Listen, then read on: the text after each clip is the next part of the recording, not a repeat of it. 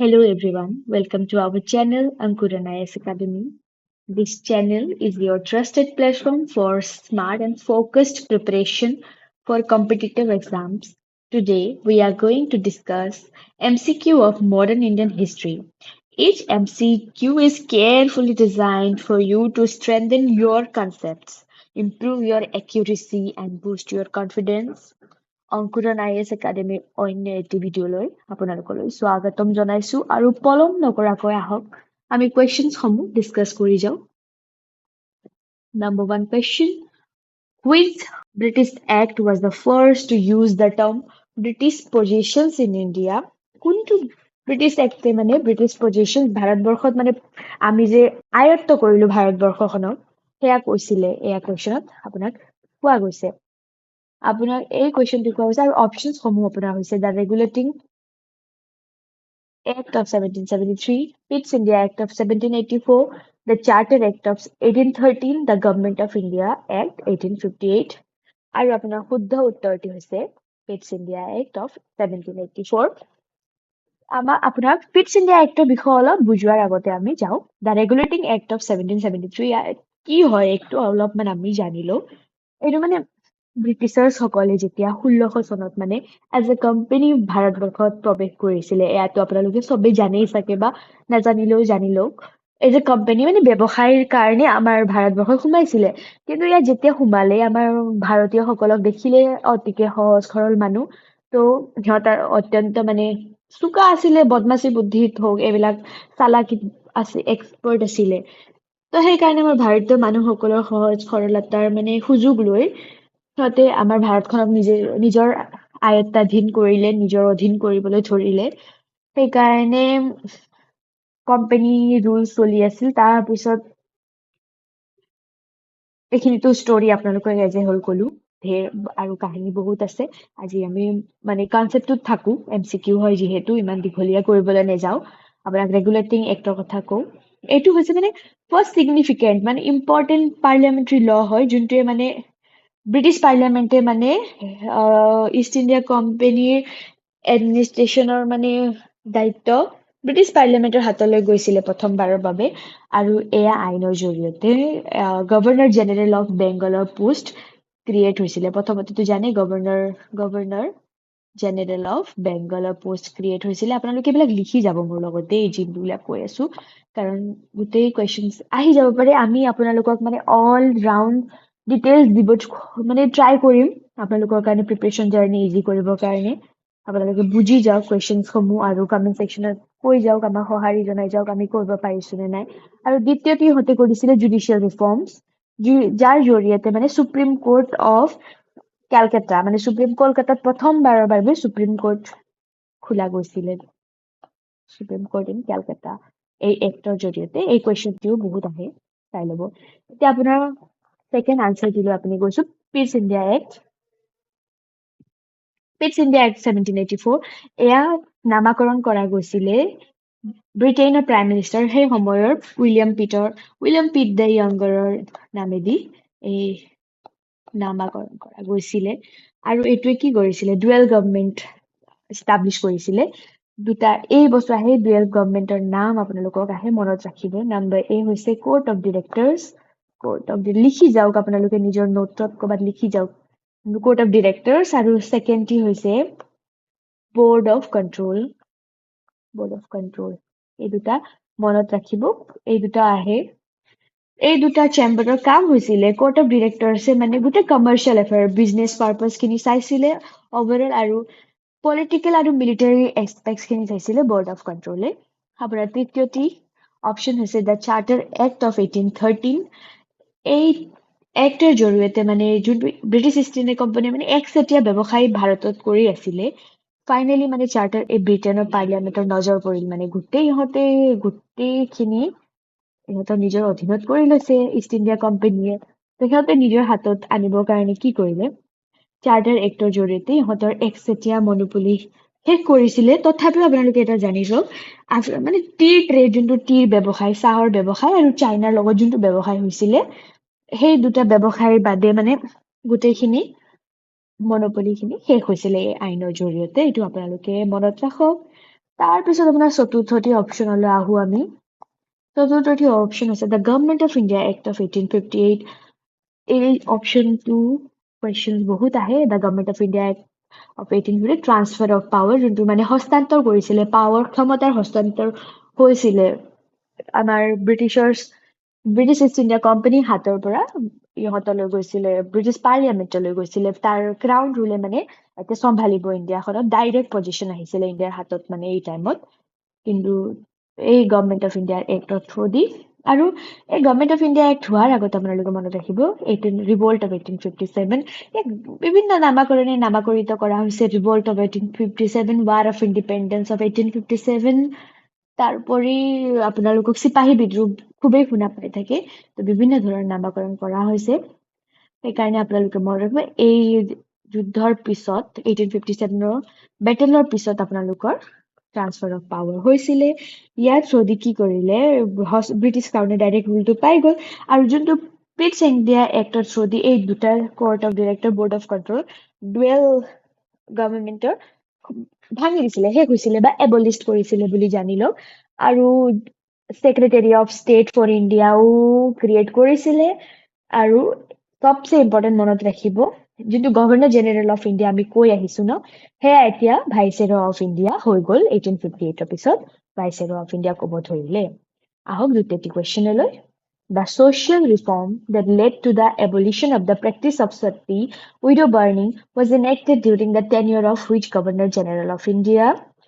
এই practice of সতী যোনটো শেষ কৰিছিলে, এইটো এটা মানে উল্লেখযোগ্য ঘটনা বুলি ভাবিব পাৰে আপোনালোকে।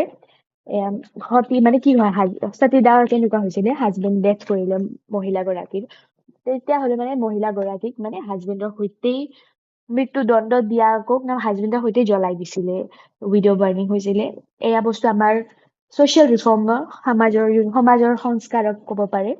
ৰাজাৰাম মোহন ৰয়ে মানে তেওঁ বহুত ৰাজাৰাম মোহন ৰয়ে আপত্তি জনাইছিলে।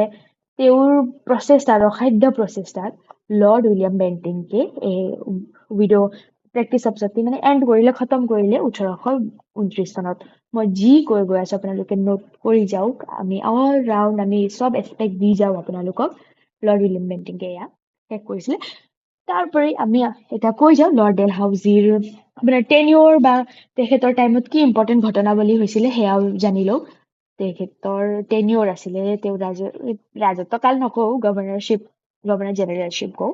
1848 পৰা 1856 লৈকে তেওঁ গভৰ্ণৰ জেনেৰেল আছিলে। আৰু তেওঁৰ টাইমত উল্লেখযোগ্য ঘটনা কি ক'ম, lord Dalhousie doctrine of left, এইটো আপোনালোকে টাৰ্মছ শুনি থাকে চাগে, ডক্ট্ৰিন অফ লেফ্ট, যোনটো মানে স্বত্ববিলোপ নীতি কয় চাগে, মই কাৰেক্ট নহ'বও পাৰো, চেক কৰি ল'ব। ডক্ট্ৰিন অফ লেফ্টছৰ জৰিয়তে কি কৰে, ৰজাৰ যিবিলাক সন্তান নাই, নিজৰ সন্তানে এডপ্টেড সন বা তুলি লোৱা সন্তানক মানে ৰাজ্য নিদিয়ে, মানে যাৰ এনেকুৱা তুলি লোৱা সন্তান আছে সেই ৰাজ্যসমূহ নিজৰ অধীনত আনিলে। তেনেকে ঝান্সী, সতাৰা, নাগপুৰ এইবিলাক ডক্ট্ৰিন অফ লেফ্টছৰ থ্ৰুদি মানে নিজৰ আয়ত্তলৈ আনিছিলে ব্ৰিটিছসকলে। আৰু এটা কথা, 1857 এটা কজ অফ ৰিভল্ট মানে কি কাৰণ আছে, তাৰ এই ডক্ট্ৰিন অফ লেফ্টছো এটা কাৰণ হয়। দেখিছে কিমান ঘটনাৱলী এটাৰ সিটোৰ লগত এইটোৰ লগত জড়িত আছে। লৰ্ড ডেলহাউচিৰ টাইমত এয়া হ'ল ডক্ট্ৰিন অফ লেফ্টছ। আৰু তেখেতৰ ওপৰত আৰু উল্লেখযোগ্য ঘটনা ঘটিছিলে। তেওঁ মানে ভাল কাম কিছুমান কৰি গৈছে। First railway line Bombay to Thane তেওঁ ষ্টাব্লিছ কৰিছিলে। আৰু এইটো কোনটো চনত ষ্টাব্লিছ কৰিছিলে আপোনালোকে মোক কমেণ্ট ছেকশ্যনত আনচাৰটো দি দিয়ক। আৰু তাৰ উপৰিও টেলিগ্ৰাফ লাইন বহাইছিলে লৰ্ড ডেলহাউচিয়ে। এতিয়া লৰ্ড কাৰ্জনটো আপোনালোকে শুনি আছে চাগে, বংগভংগৰ টাইমত থকা গভৰ্ণৰ জেনেৰেল হয় তেওঁ 1899 চনৰ পৰা 1905 আছিলে। বংগভংগ ইউনিভাৰ্চিটিজ এক্ট তেওঁৰ টাইমতে হৈছিলে। লৰ্ড উইলিয়াম বেণ্টিঙৰ কথা ক'লোৱে, সতীদাহ প্ৰথা তেওঁ নিলম্বন কৰিছিলে। আৰু তেওঁৰ টেনিয়ৰটো আপোনালোকে জানি লওক, 1833 টু 1835 টাইমলৈকে তেওঁৰ কাৰ্যকাল আছিলে। আৰু তেওঁৰ টাইমত হৈছিলে ইংলিছ এডুকেশ্যন এক্ট হৈছিলে, মেকুলেছ মিনিট, য'ত মানে ইংলিছ মুখ্য প্ৰধান মাধ্যম হিচাপে ব্যৱহাৰ, এইটো আপুনি পিছৰ কুৱেশ্যন আমি ডিছকাছ কৰিম ভালকে। আৰু তেওঁৰ টাইমত চাৰ্টাৰ 1833 আহিছিলে, সেইকেইটা গোটেই মনত ৰাখিব। আৰু অন্তিমটো হৈছে লৰ্ড কৰ্ণৱালিছ, লৰ্ড কৰ্ণৱালিছ ক'লে আপোনালোকে মনত ৰাখিব তেওঁৰ টেনিয়ৰটো ফাৰ্ষ্ট মনত ৰাখিব 1788 to 1793 টাইমলৈকে তেওঁৰ টেনিয়ৰ আছিলে আৰু তেওঁৰ টাইমত উল্লেখযোগ্য ঘটনা আপোনালোকক ক'ব গ'লে ক'ম পাৰ্মানেণ্ট ছেটেলমেণ্ট PS লিখি দিছো পাৰ্মানেণ্ট ছেটেলমেণ্ট য'ত মানে জমিনদাৰসকলক মানে হেৰিডেটৰী ৰাইটছ দিছিলে জমিনদাৰসকলে জমিনদাৰী প্ৰথা আৰম্ভ কৰিছিলে আৰু জমিনদাৰ সিহঁতেই প্ৰধান আছিলে মানে সৰ্বা আছিলে আৰু কৃষকসকলৰ দুৰ্গতি হৈছিলে এই ছেটেলমেণ্টৰ থ্ৰু দি সেয়া মনত ৰাখিব এতিয়া আমি তৃতীয়টি প্ৰশ্নলৈ যাওঁগে which document is often referred to as the Magna Carta of English education in India because it recommended the creation of a systematic graded educational system and the establishment of university এইটো আপোনালোকৰ question বহুত important হয় Magna Carta of English education in India কোনটো ডকুমেণ্টক মানে কোৱা যায় মানে আপোনাক এই চাৰিটা ডকুমেণ্টছৰ নাম দিয়া গৈছে অপশ্যনত ধৰক English education act of 1835 the Hunter commission report 1882 Macaulay's minute on Indian education 1835 Wood's despatch of 1854 এইটো আমি এতিয়া ডিছকাছ কৰি যাম আপোনাৰ শুদ্ধ উত্তৰটিটো আপোনাক কৈ দিছোঁ উডছ ডেছপাৰ্চ হয় আমি এটা এটাকে ডিছকাছ কৰোঁ আহক the English education act of 1835 এইটোত মানে ইংলিছ মেইন লেংগুৱেজ হিচাপত মানে ইংৰাজী প্ৰাথমিক মাধ্যম হিচাপে মানে লেংগুৱেজটো শিকোৱা যায় মানে হায়াৰ এডুকেশ্যনত মানে উচ্চ শিক্ষাত ইংলিছ মাধ্যমটো ইংলিছ হ'ব আৰু ইংলিছত শিকাব আৰু এইটো মানে আৰু ইয়াত এটা বস্তু মনত ৰাখিব মেকাউলিছ মিনিট য'ত মানে মেকাউলিয়ে ডাউনৱাৰ্ড ফিল্ট্ৰেশ্যন থিয়ৰী দিছিলে ডাউনৱাৰ্ড ফিল্ট্ৰেশ্যন থিয়ৰী এইটো কেতিয়াবা সোধে কাৰ টাইমত হয় কি হয় কোনটো টাইমত হৈছিলে মনত ৰাখিব ইংলিছ এডুকেশ্যনৰ টাইমত আহিছিলে মেকাউলিয়ে দিছিলে ডাউনৱাৰ্ড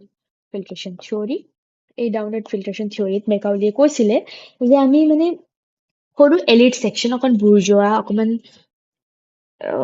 উচ্চ শাৰীৰ ইণ্ডিয়ানছখিনিক ধৰোঁ সিহঁতক পঢ়াওঁ সিহঁতক বুজাওঁ নলেজ দিওঁ তো সিহঁতে আগত গৈ মানে গোটেই মাছেছ পাব্লিকক সিহঁতে সেই জ্ঞানটো দিব ৱেষ্টাৰ্ণ ভেলুজ হওক উচ্চ মানে ৱেষ্টাৰ্ণৰ সিহঁতৰ ভেলুজ এডুকেশ্যন সিহঁতে দিব যেনেকৈ ধৰক ফিল্টাৰত আপুনি ওপৰৰ ভাগত পানী দিলে তো লাহে লাহে টুপ টুপকৈ তলৰ পৰা পানী ৰিফাইন হৈ চাফা হৈ তলত দি বৈ আহে যোনটো আমি খাব পাৰোঁ লাষ্টত খাব পৰা পৰিস্থিতিত আহে তো সেয়াই ডাউনৱাৰ্ড ফিল্ট্ৰেশ্যন থিয়ৰী হয় কিন্তু এয়া থিয়ৰী দিছিলে ঠিকে আছে তেওঁৰ ইণ্টেনশ্যন বেয়া নাছিলে বাট পিছত এই থিয়ৰীটো ফেইল হৈছিলে সেই শিক্ষাখিনি মানে সৰু এটা ছ'চাইটিতে মানে আবদ্ধ হৈ গৈছিলে তাৰ ওপৰত যোৱা নাছিলে তো এইটো ডাউনৱাৰ্ড ফিল্ট্ৰেশ্যন থিয়ৰী ইয়াৰ পৰা আপোনাক আহিব পাৰে তাৰপিছত হাণ্টাৰ কমিশ্যন ৰিপৰ্ট 1882 এয়া হাণ্টাৰ কমিশ্যন ৰিপৰ্ট লৰ্ড ৰিপনে কৰিছিলে আৰু উইলিয়াম হাণ্টাৰৰ চেয়াৰমেনশ্বিপত আনিছিলে ইয়াৰ মানে প্ৰাইমেৰী অবজেক্টিভ ক'লে আপোনাক কি ক'ম ইণ্ডিয়াত মানে ব্ৰিটিছ ইণ্ডিয়াত এডুকেশ্যনৰ প্ৰগ্ৰেছ হওক তাৰপিছত কি ইম্প্ৰুভ মানে কি হৈছে উডছ ডেছপাত অহাৰ পৰা মানে কি ইম্প্ৰুভমেণ্ট হৈছে কি কৰিব লাগিব সেয়া সিহঁতে পাৰ্টিকুলাৰলি প্ৰাইমেৰী এডুকেশ্যন হওক ছেকেণ্ডেৰী এডুকেশ্যনত মানে কি আনিব লাগিব ভাল সেইটো ৰিকমেণ্ড কৰিছিলে তাৰপিছত অপশ্যন চিত আছে মেকাউলিছ মিনিট অন এডুকেশ্যন 1835 মেকাউলিছ মিনিট আপোনালোকক অলমষ্ট ক'লোৱে ইংলিছ এডুকেশ্যন এক্টৰ পিছত মেকাউলিছ একে টাইমতে একেলগেই হৈছিলে মেকাউলিছ মিনিট এতিয়া তো সিহঁতে মেকাউলিছ মিনিট সেই ডাউনৱাৰ্ড ফিল্ট্ৰেশ্যন থিয়ৰীটো আপোনালোকে মনত ৰাখক এই মেকাউলিছ মিনিটৰ টাইমতে অহা হয় তাৰপিছত অপশ্যন ডি মেইন আনচাৰটো Wood's despatch of 1854 Wood despatch আছিলে এইটো ফৰ্মেল ডকুমেণ্ট আছিলে তো চিষ্টেমেটিক মানে হেৰি কৰিছিলে মানে এডুকেশ্যন গ্ৰেড চিষ্টেম আনিছিলে কৈছে নহয় আপোনাৰ কুৱেশ্যনতে আছে চিষ্টেমেটিক গ্ৰেডেড এডুকেশ্যন চিষ্টেম আনিছিলে আৰু ইয়াত এষ্টাব্লিছমেণ্ট অফ তিনিখন ইউনিভাৰ্চিটি এষ্টাব্লিছ হৈছিলে 1857ত ক'ত এষ্টাব্লিছ হৈছিলে এইটো আপোনালোকে মোক জনাই যাওক আৰু এইটো আৰু এটা ইম্পৰ্টেণ্ট বস্তু আছিলে ভাৰ্নাকুলাৰ মানে আপোনালোকে জানে চাগে ভাৰ্নাকুলাৰ নিজৰ মাতৃভাষাত মানে শিক্ষা প্ৰদান কৰা হ'ব উচ্চ বিদ্যালয়ত কোৱা গৈছিলে এতিয়া আপোনালোকে মোক যিকেইটা কুৱেশ্যন সুধো কমেণ্ট ছেকশ্যনত প্লিজ আনচাৰ দি যাব আগবাঢ়ো চতুৰ্থটি কুৱেশ্যনলৈ এই এৰেঞ্জ কৰা কুৱেশ্যন বহুত আহে সেইকাৰণে যিমান পাৰে চাৰ্টবিলাক মনত ৰাখিব আৰু আমাৰ চেনেলক ফ'ল' কৰি থাকিব আৰু আমাক কমেণ্ট ছেকশ্যনত জনাব মানে কেনেকুৱা টাইপৰ ভিডিঅ' লাগে আমি চাৰ্ট চব দি দিম চব বুজাই দিব পাৰিম আপোনালোকক শ্বৰ্ট ফৰ্মেদি তো আপোনালোকক কমেণ্ট ছেকশ্যনত জনাই যাব কেনেকুৱা ভিডিঅ' লাগে কি লাগে আৰু আনচাৰ দি যাব আৰু শ্বেয়াৰ কৰি যাব ফ্ৰেণ্ডছৰ মাজত তেতিয়াহ'লে চবকে সুবিধা হয় প্ৰিপেৰেশ্যনত Arrange the following Governor Generals of British India in the correct chronological order of their tenure, starting with the earliest.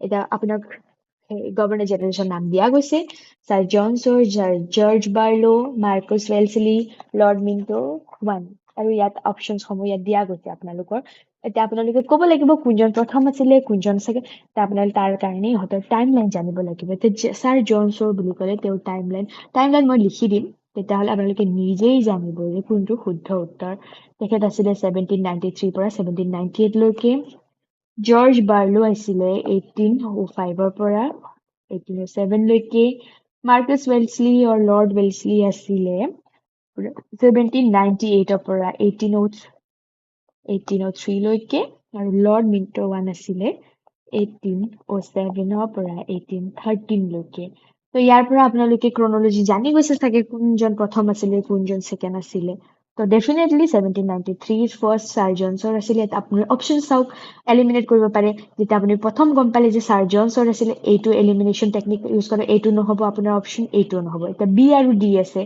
তো ছাৰ জনছৰ হ'ব এটাও দুটাও মনত থাকিলে আপোনালোকে পাই যাব এটা অপশ্যন এই দুটাত আছে 1-1 এতিয়া ছেকেণ্ডত কোন হ'ব চাই লওক 1798 অফক'ৰ্চ 3 হ'ব তো 3 আছে ইয়াতো 3 আছে কনফিউজ হৈ গ'ল চাগে কোনটো হ'ব এতিয়া 1798 পিছত নেক্সট আছে 1805 তো এতিয়া আপোনালোকৰ আনচাৰ দিব ইজি হৈছে অপশ্যন বি হয় ডেফিনেটলি ছাৰ জৰ্জ বাৰ্লো আহিল তাৰপিছত অন্তত আহিল লৰ্ড মিণ্টো ওৱান ফ'ৰ্থ মানে টু আপোনালোকৰ আনচাৰখিনি অকণমান কনফিউজন কৰিলোঁ নেকি বাৰু মই ডি হ'ব আপোনাৰ আনচাৰ 1324 লৰ্ড মিণ্টো মই ভুল কৰিলোঁ ক্ষমা কৰিব মই ভালকৈ নাচালোঁ অকণমান মই ভুল কৰিলোঁ একো নাই আপোনালোকেও সঁহাৰি জনাই দিয়ক টাইম লাইনখিনি পঢ়িলে আপোনালোকে পাৰিব এতিয়া আহোঁ আমি অন্তিমটো কুৱেশ্যনলৈ The Treaty of Seringapatam, signed in 1792 between Tipu Sultan and the British East India Company, brought an end to which major conflict in Indian history? এই ট্ৰিটিবিলাক আহে আপোনালোকক সুধিব ইয়াতো আপোনাক 1792 দি দিছে এই ট্ৰিটি কোনটো যুদ্ধৰ পিছত মানে হৈছিলে আপোনালোকক অকণমান ডিছকাশ্যন কৰোঁ মাইচৰ আছে কৰ্ণাটকৰ ৰাজ্যৰ এটি জেগা হয় মাইচৰী ডোচাৰ নাম শুনিছে চাগে আপোনালোকে তো ইয়াত 4টা যুদ্ধ হৈছিলে first Anglo Mysore war second Anglo Mysore war third Anglo Mysore war fourth মানে ব্ৰিটিছৰসকলৰ তেতিয়াৰ মাইচৰৰ ৰজা হায়দৰ আলী আৰু তেওঁৰ পুত্ৰ টিপু চুলতানৰ মাজত যুদ্ধ হৈছিলে এই যুদ্ধকেইটাত মানে কোনটো ট্ৰিটি কোনটো টাইমত চাইন কৰা হৈছিলে এই কথা মনত ৰাখিব ইয়াৰ আমি শুদ্ধ উত্তৰটিটো আপোনালোকক জনাই যাওঁ এইটো তৃতীয় থাৰ্ড এংলো মাইচৰ ৱাৰৰ টাইমত ট্ৰিটি অফ চেৰিংগপটনম চাইন কৰা হৈছিলে আৰু আপোনাৰ অলপ ক্ৰনলজি দিওঁ ফাৰ্ষ্ট এংলো মাইচৰ ৱাৰ হৈছিলে 1767-1769 ভিতৰত তেতিয়া মানে হায়দৰ আলী ৰাজা আছিলে তাৰপিছত নেক্সট আপোনাৰ আৰু এইটো মনত ৰাখিব ট্ৰিটি অফ মাদ্ৰাছ চাইন হৈছিলে 1769 ছেকেণ্ড এংলো মাইচৰ আপোনাৰ হৈছিলে 1784 সময়ত আৰু এই টাইমত ট্ৰিটি আছিলে ট্ৰিটি অফ মেংগালোৰ চাইন হৈছিলে লিখি যাওক এইবিলাক আহে 1784 আৰু তৃতীয় এংলো মাইচুৰ ৱাৰৰ জৰিয়তে ট্ৰিটি অফ চেৰিংগাপট্টনম চাইন হৈছিলে গম পায় আৰু এই যুদ্ধ হৈছিলে মানে মাইচুৰ ৱাৰ হৈছিলে 1792 আৰু ফ'ৰ্থ এংলো মাইচুৰ ৱাৰ হৈছিলে 1798 পৰা 1799 আৰু যেতিয়া মানে ফাইনেলি ব্ৰিটিছৰ হাতত মাইচুৰখন গুচি গৈছিলে টিপু চুলতানৰ ডেথৰ পিছত তেওঁ বহুত সাহসেৰে বীৰত্বৰে যুদ্ধ কৰিছিলে কিন্তু নোৱাৰিলে বচাবলৈ মাইচুৰ ফাইনেলি এনেক্সড হয় ব্ৰিটিছাৰ্ছৰ হাতত আৰু আপোনালোকৰ আজিলৈ সামৰিছোঁ থেংক ইউ ছ' মাছ আপোনালোকে প্লিজ লাইক শ্বেয়াৰ আৰু ছাবস্ক্ৰাইব কৰি থাকিব আমাৰ চেনেলটিলৈ আমি ভাল কুৱেশ্যনছসমূহ আনি থাকিম আপোনালোকৰ মাজলৈ গোটেই কুৱেশ্যনছখিনি পঢ়িতে আৰু আমাক কমেণ্ট ছেকশ্যনত জনাব আপোনালোকক কেনেকুৱা ধৰণৰ কুৱেশ্যনছ লাগে কি লাগে আমি আপোনালোকক পঢ়াই যাম যেনেকুৱা যি লাগে আৰু আমি ভাল কুৱেশ্যনছে আনিম আপোনালোকে যেনেকুৱা বিচাৰে আমি তেনেকুৱা দিয়াৰ চেষ্টা কৰিম আৰু এইটো আমি ছিৰিজ হিচাপে ষ্টাৰ্ট কৰিছোঁ এইটো ছিৰিজৰ ফাৰ্ষ্ট পাৰ্ট হয় আমি নেক্সট ছিৰিজ আনিম চাই থাকিব ধন্যবাদ